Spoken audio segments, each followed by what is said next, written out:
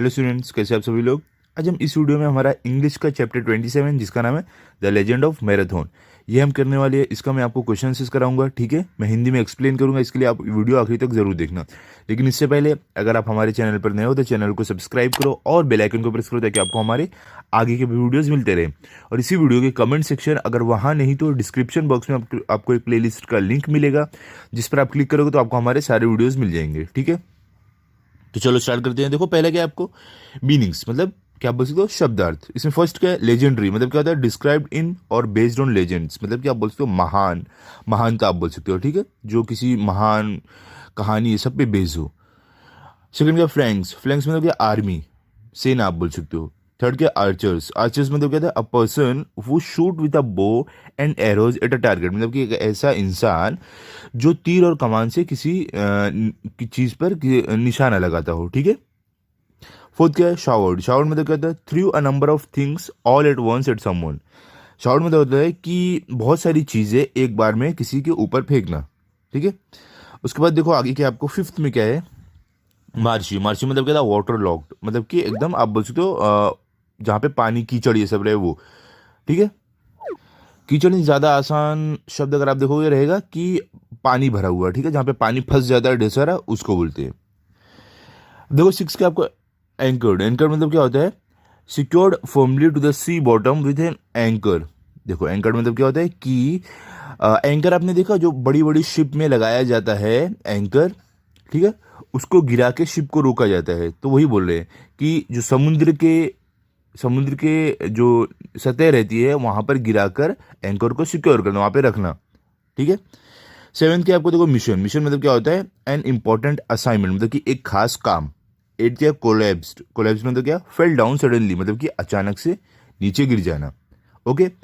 अब देखो सेकंड में क्या आपको अपोजिट वर्ड्स गिव अपोजिट्स, मतलब कि आपको विरुद्धार्थी शब्द आपने सुना है वो है ये, मतलब उल्टा आपको बोलना है। फर्स्ट क्या देखो पेशेंस, पेशेंस मतलब क्या बोल सकते हो सब्र, उसका अपोजिट क्या रहेगा इम्पेशेंस, ठीक है, मतलब जिसको सब्र नहीं हो, घाई घाई जो करता हो काम। सेकंड क्या है देखो इंपॉर्टेंट, इंपॉर्टेंट मतलब खास, उसका अपोजिट क्या होगा अनइम्पॉर्टेंट, मतलब कि जो खास नहीं हो।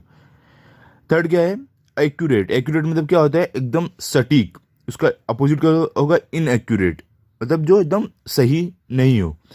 फोर्थ क्या स्किल्ड, स्किल्ड मतलब क्या बोल सकते हो माहिर, ठीक है, उसका अपोजिट क्या अनस्किल्ड, मतलब आप क्या बोल सकते हो जिसके पास कोई हुनर ना हो, ठीक है। फिफ्थ क्या आपको देखो इंजर्ड, इंजर्ड मतलब जख्मी, ठीक है, घायल, उसका अपोजिट क्या होगा अनइंजर्ड, मतलब आप क्या बोल सकते हो जो घायल नहीं हो, ठीक है।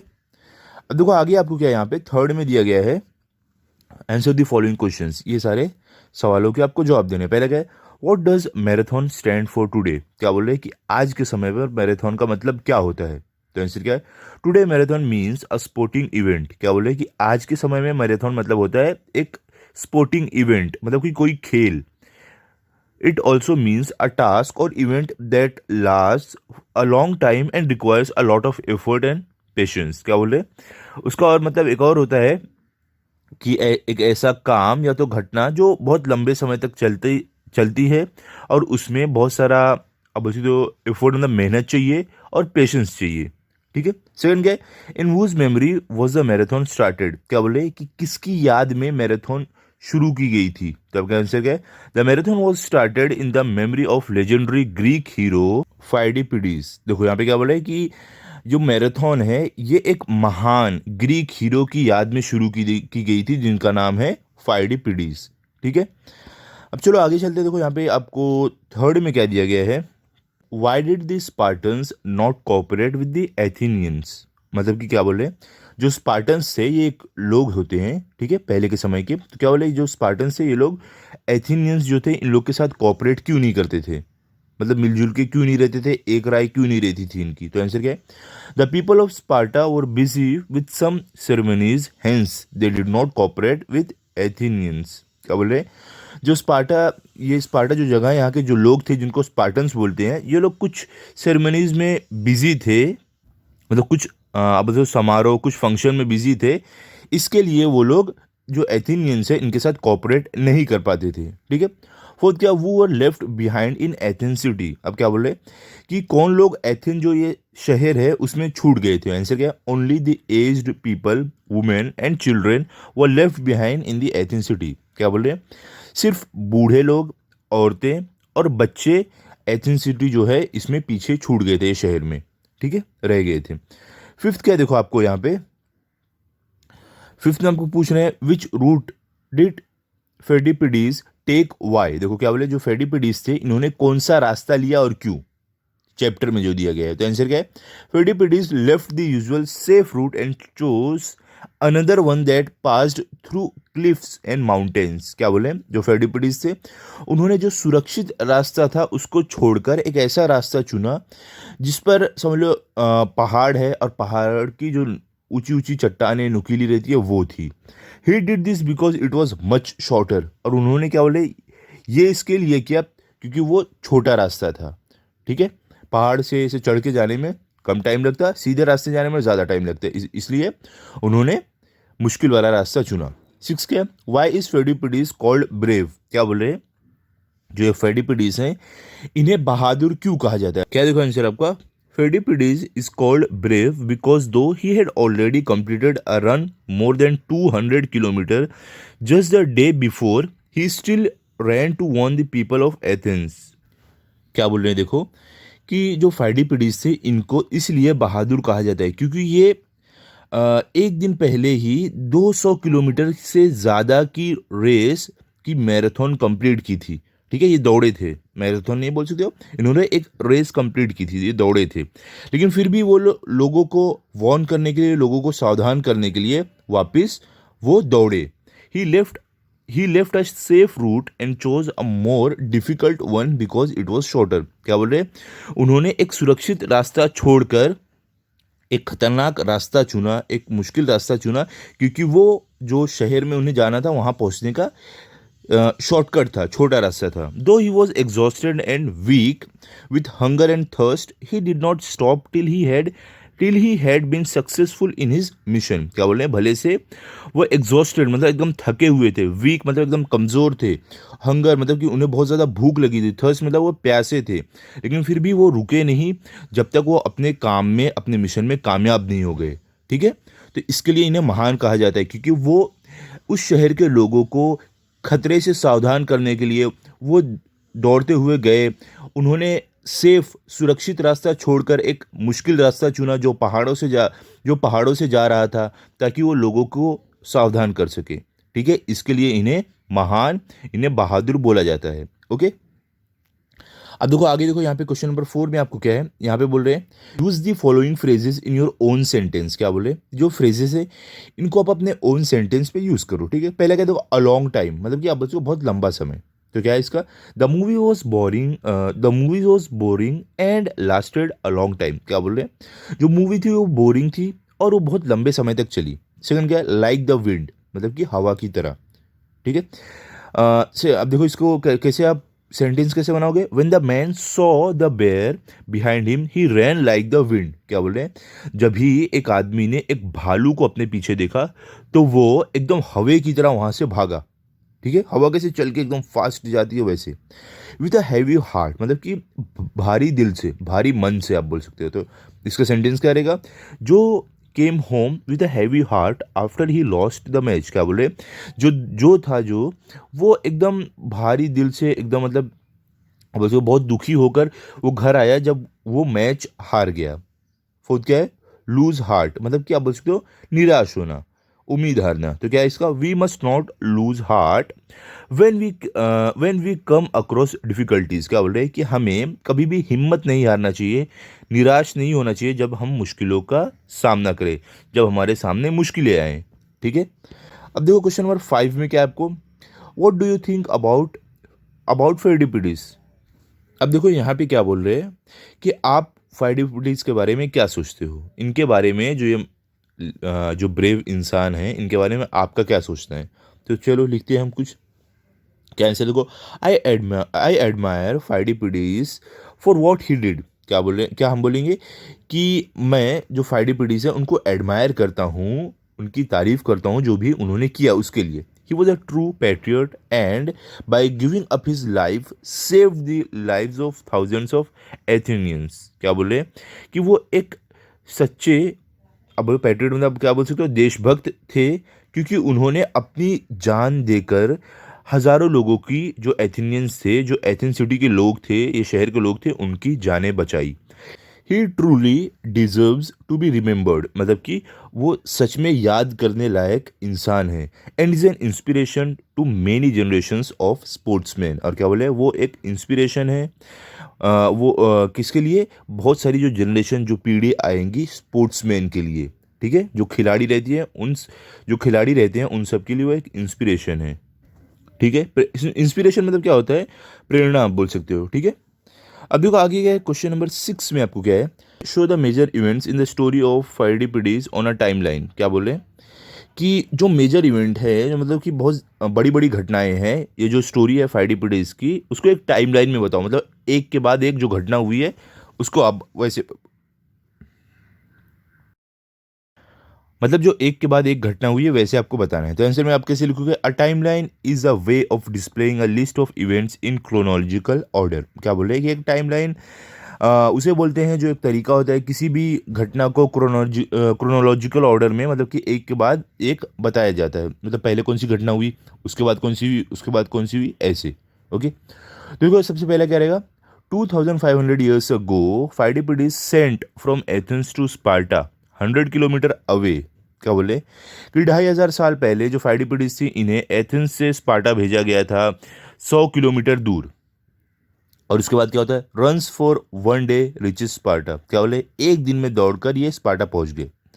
उसके बाद क्या, runs for another day returns to Athens. और इन्होंने फिर क्या किया, दूसरे दिन दौड़कर एक ही दिन में वो एथेंस पहुंच गए. नेक्स्ट डे, अगला दिन क्या हुआ, Athens wins war against Persia.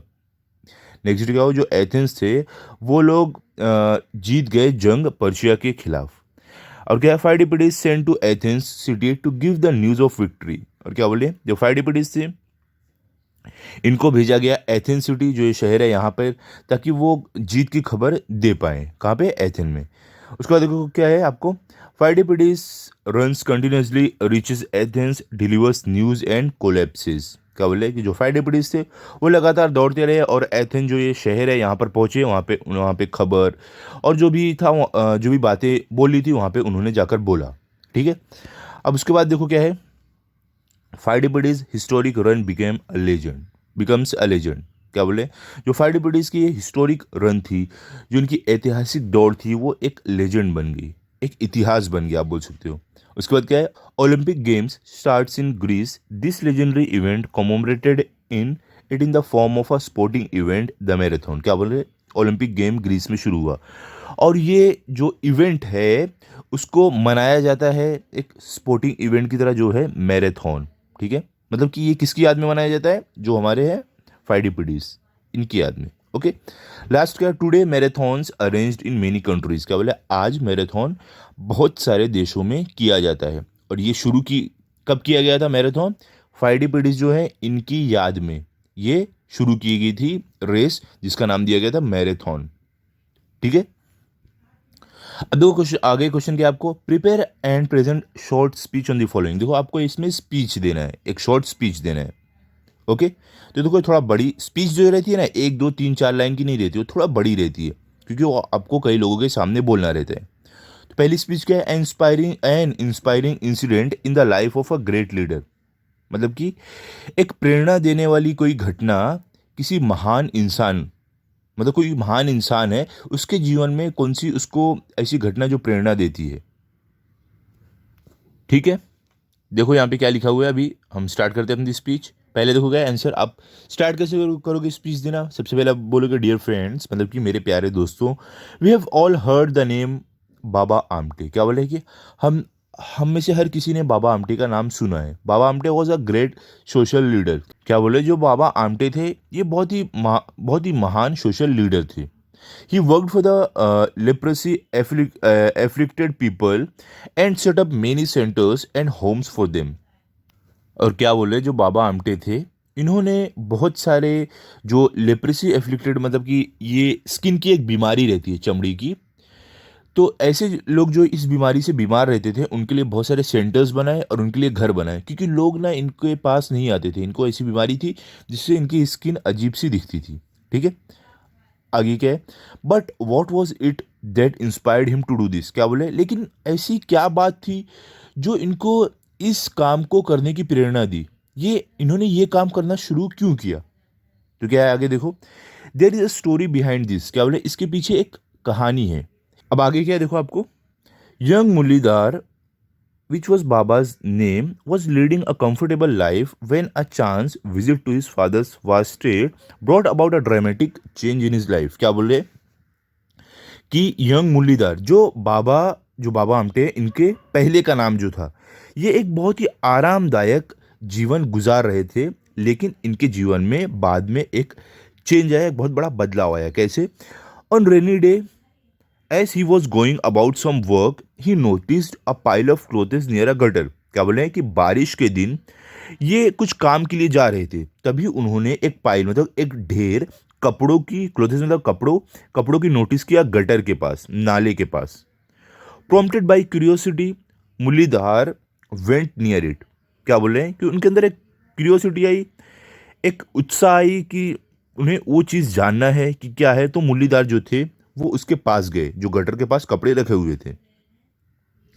आगे गए, a terrible sight met his eyes. क्या बोले, उन्होंने एक बहुत ही बुरा मंजर देखा वहां पर, उस गटर के जो उस नाले के किनारे। क्या देखा उन्होंने, he saw a struggling leprosy patient in the final stages of disease.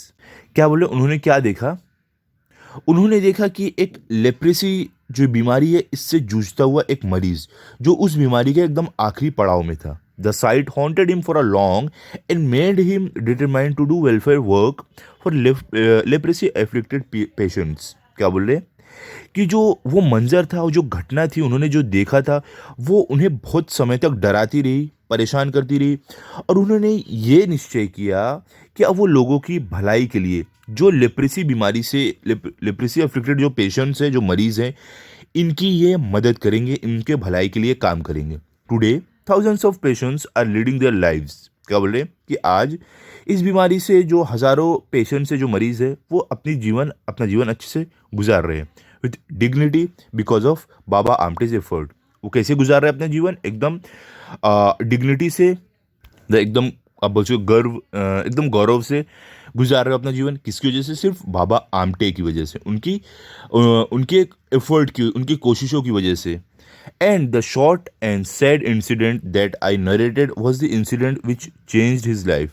क्या बोले, अब क्या है कि यही जो छोटा सा इंसिडेंट, जो छोटी सी घटना मैंने आपको बताया है, यही है जिसने बाबा आमटे की जीवन, जो उनका जीवन था, उसको उसमें बदलाव लाया।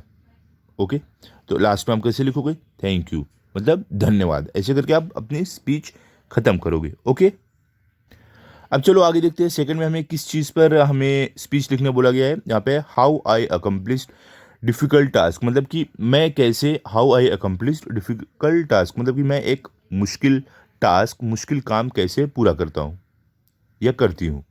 ठीक है, तो कैसे आप लिखोगे आंसर, डियर फ्रेंड्स, मतलब मेरे प्यारे दोस्तों, you may be surprised when I tell you this but the most difficult task that I accomplished was learning how to swim. अब देखो स्पीच में क्या बोल रहे हैं कि आप लोग सरप्राइज हो जाओगे, आप लोगों को आश्चर्य होगा जब मैं आपको ये बताऊंगा कि मैंने जो सबसे मुश्किल काम किया है वो है स्विमिंग करना। ये मेरे लिए सबसे मुश्किल काम था। Yes I know some will ask me what is difficult about it. क्या बोल रहे कि हाँ मुझे पता है, आप में से कुछ लोग बोलेंगे कि इसमें मुश्किल क्या था स्विमिंग सीखने में। Perhaps it may not be difficult for others, but it was difficult for me as I was afraid of water 2 years ago before I knew any swimming। क्या बोल रहे हैं देखो, हो सकता है आप लोगों में से कुछ लोगों के लिए या कई लोगों के लिए ये मुश्किल नहीं होगा स्विमिंग सीखना, लेकिन मेरे लिए बहुत मुश्किल था, क्योंकि मैं कुछ समय पहले मुझे पानी से बहुत डर लगता था। ये कैसे 2 साल पहले की बात है, जब तक मैंने स्विमिंग सीखा नहीं था। ठीक है, अ naughty friend had pushed me into a pool and I had nearly ड्रॉन्ड। क्या बोल रहे हैं कि एक समय एक मेरे नटखट दोस्त ने, मित्र ने मुझे एक पूल में धक्का दे दिया था। ओके, तो उसकी वजह से क्या हुआ, मैं ऑलमोस्ट डूबने ही वाला था। Since then I was afraid of water, तब से मुझे पानी से बहुत ज़्यादा डर लगता था। But my parents had a long talk with me a couple of months back. क्या बोले, लेकिन जो मेरे पेरेंट्स थे, जो मेरे माता पिता हैं, उन लोगों ने मुझसे बात किया कुछ महीने पहले। They told me that the best way to overcome any fear was to face it head on. क्या बोले कि सबसे सही तरीका अपने डर को ख़त्म करने का है कि उसका सामना करो। I had to learn swimming, और क्या बोल रहे, मुझे स्विमिंग सीखना पड़ा। They got a good coach for me. Initially I swam only in the shallow water, then slowly my coach led me to the deep water. तो देखो यहाँ पे क्या बोल रहे, यहाँ पे देखो आपको क्या बोल रहे हैं कि शुरू शुरू में यहाँ पे देखो क्या बोले, यहाँ से हमने पढ़ा था कि दो दे गोट में गुड कोच। देखो मतलब कि क्या हुआ, बोले जो बच्चा है बोल रहा है कि मेरे मम्मी डैडी ने मेरे लिए एक अच्छे से कोच को हायर किया, अच्छे से कोच को लेके आए जो स्विमिंग सिखाते हो। और शुरू शुरू में मैं कम पानी में स्विमिंग सीख रहा था, और धीरे धीरे जो मेरे कोच थे वो मुझे गहरे पानी में लेकर गए स्विमिंग सिखाना। I was frightened for the first few days. क्या बोले कि मैं पहले कुछ हफ्तों तक, पहले कुछ दिनों तक मैं बहुत ज़्यादा डरा हुआ था। Then I began to enjoy it. उसके बाद मैंने उसको इन्जॉय करना शुरू किया, मुझे मज़ा आने लगा। I now realise that when we come across something difficult we must not run away but face the difficulty bravely. क्या बोल रहे हैं, और कि मुझे ये रियलाइज़ हुआ कि हम कभी भी अगर कोई मुश्किल के सामने आए, हमारे सामने कोई भी मुश्किल आए, तो हमें भागना नहीं चाहिए, खड़े होकर डट कर उसका सामना करना चाहिए एकदम बहादुरी से। वी विल देन सक्सीड, उसके बाद ही हमें कामयाबी मिलेगी। स्पीच खत्म करते हुए कैसे बोलना है, थैंक यू मतलब धन्यवाद। यहाँ पे स्पीच खत्म हो गई। ओके, अब देखो आगे क्या है यहाँ पे, और क्या बोला, राइट अ शॉर्ट ऐसे ऑन द फॉलोइंग। अब देखो बोल रहे ऐसे लिखने के लिए, ऐसे भी देखो बड़ा रहता है तो हम भी इसको थोड़े बड़े पैराग्राफ में लिखेंगे। पहला क्या है, माई फेवरेट स्पोर्ट्स इवेंट। पहला क्या है, मेरा पसंदीदा खेल। ठीक है, तो क्या रहेगा यहाँ पे देखो, पहले आप कैसे लिखोगे, my favourite sports event is FIFA World cup. क्या यहाँ पे बोल रहे हैं कि मेरा जो सबसे पसंदीदा खेल है वो है फीफा वर्ल्ड कप, ये फुटबॉल का रहता है। ठीक है, this is an international men's football tournament. क्या बोले, ये एक इंटरनेशनल फुटबॉल टूर्नामेंट है। The last event was held in Brazil in 2014। क्या बोले कि जो आखिरी फीफा वर्ल्ड कप जो हुआ है ये 2014 में ब्राज़ील में हुआ था। The next tournament scheduled to take place between 14 June and 15 July 2018 in Russia.